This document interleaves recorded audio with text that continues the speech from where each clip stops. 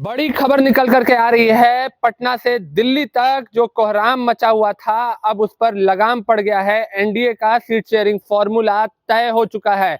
नमस्कार, मैं फलक सिंह और आप सभी का स्वागत हो चुका हमारे चैनल सच टॉक्स पर। आपको बताते चले कि लगातार पिछले कई दिनों से जो विवाद चल रहा था, धर्मेंद्र प्रधान को जो लगातार जद्दोजहद करने पड़ रही थी सीट शेयरिंग को लेकर के, चाहे वो जीतन राम मांझी के आवास पर हो, चिराग पासवान के यहाँ हो, उपेंद्र कुशवाहा के यहाँ हो, बीजेपी लगातार जो कोशिशों में लगी हुई थी कि एनडीए का सीट शेयरिंग का जो फॉर्मूला है वो तय हो जाए, तमाम घटक दल मान जाए, सहमति बन जाए, और वो चीज तय हो चुका है। तमाम कल बड़े नेता बीजेपी के दिल्ली रवाना हो चुके हैं। आपको साफ तौर पर विजुअल के माध्यम से हम दिखा रहे हैं, चाहे सम्राट चौधरी हो, दिलीप जायसवाल हो, सभी लोग दिल्ली रवाना हो चुके हैं। और आपको बता दें कि वहां पर बैठक शुरू हो चुकी है। 11 बजे बैठक थी, बैठक शुरू हो चुकी है। और जो सीट शेयरिंग की जो फॉर्मूला है, 101 पर जेडीयू पार्टी चुनाव लड़ रही है। जी हाँ, बिग ब्रदर की भूमिका में जेडीयू पार्टी है। 100 पर बीजेपी है। आपको बता दें कि एलजेपीआर ने 35 सीटों की डिमांड रखी थी, तो जहां पर 26 सीट पर चिराग पासवान मान चुके हैं। लगातार नित्यानंद राय दो बार चिराग पासवान से मिलने गए थे। पहली बार उनकी मुलाकात नहीं हो पाई थी, दूसरी बार चिराग पासवान के साथ बात बनी और साफ तौर पर उन्होंने कहा कि सकारात्मक बात हुई है। और उसके बाद 26 सीटों पर एलजेपीआर मान चुकी है। आपको बता दें कि हम पार्टी जीतन राम मांझी ने 15 सीटों की डिमांड की थी, जहां पर 7 सीटों पर हम पार्टी ने हामी भर दी है। और आरएलएम की बात कर ले तो 12 सीटों पर आरएलएम ने मांग रखी थी अपनी, वहीं पर 6 सीट दिए जा रहे हैं उपेंद्र कुशवाहा को। 240 सीटों का जो फॉर्मूला है वो तय हो चुका है। आरएलएम उपेंद्र कुशवाहा ने ऐसी और 4 सीटों की मांग रखी थी, जो कि जेडीयू की सिटिंग सीट है।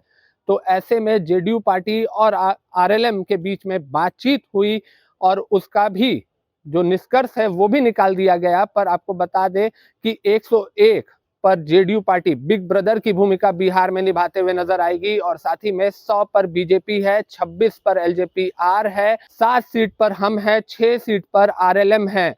और आपको बता दें कि 3 सीट पर जहां पर अभी भी बातचीत जारी है, कहा जा रहा है कि शाम तक, देर शाम तक जब एनडीए घोषणा करेगी, वहां से तमाम वरिष्ठ नेता जब घोषणा करेंगे बीजेपी के कि किसको कितनी सीटें मिली है, तो बीजेपी के खाते में कौन सी सीट जाती है, उन 3 सीटों में से जेडीयू के खाते में कौन सी जाती है, या चिराग पासवान अपने पास रखते हैं, इससे भी पर्दा हट जाएगा। पर 240 सीट पर सहमति बन गई है। लगातार सम्राट चौधरी, धर्मेंद्र प्रधान, विनोद तावड़े लगातार सबसे मुलाकात करते हुए नजर आ रहे थे, बात विमर्श करते हुए नजर आ रहे थे। अटकलें ये भी लगाई जा रही थी कि जीतन राम मांझी काफी नाराज चल रहे हैं, दूसरी तरफ चिराग पासवान नाखुश है। तो ऐसे में तमाम चीजों पर आज पूर्ण विराम लग चुका है, फॉर्मूला तय हो चुका है, रणनीति बन चुकी है।